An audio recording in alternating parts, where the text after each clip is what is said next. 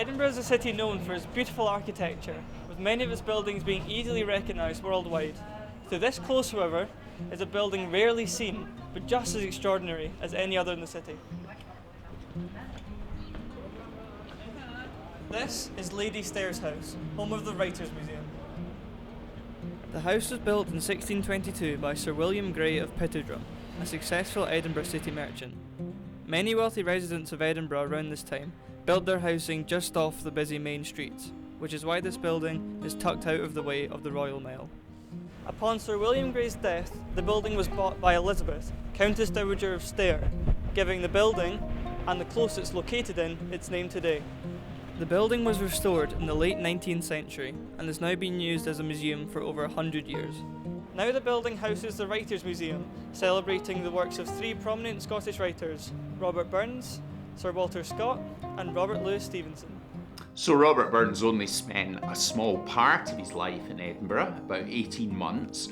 What's very special about Burns is, a bit like Bob Dylan, he's a brilliant songwriter as well as poet. His experience and perspective is something that seems to represent the experience of all Scottish people, of the whole sort of nation. He's still the defining national poet of Scotland. Walter Scott was born in Edinburgh. Around about when Burns died, 1796, Scott's really coming forward as a new, emergent, national Scottish writer.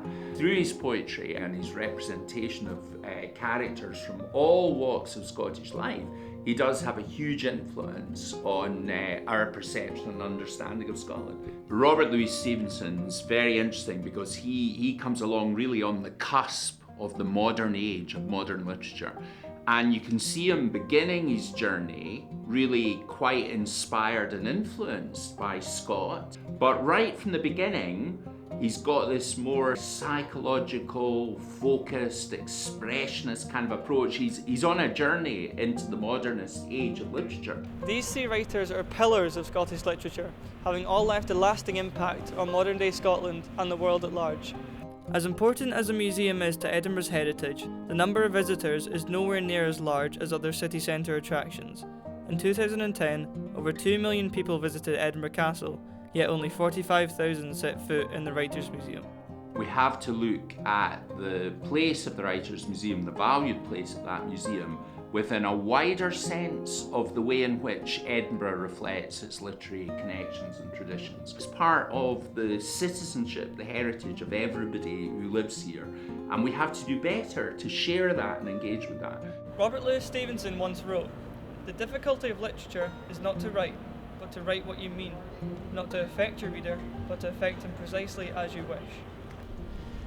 Even though the Writers' Museum is not one of the most popular attractions in Edinburgh, it is absolutely an important cornerstone on sustaining the work of these great Scottish writers and is a crucial foundation on which their legacy is preserved.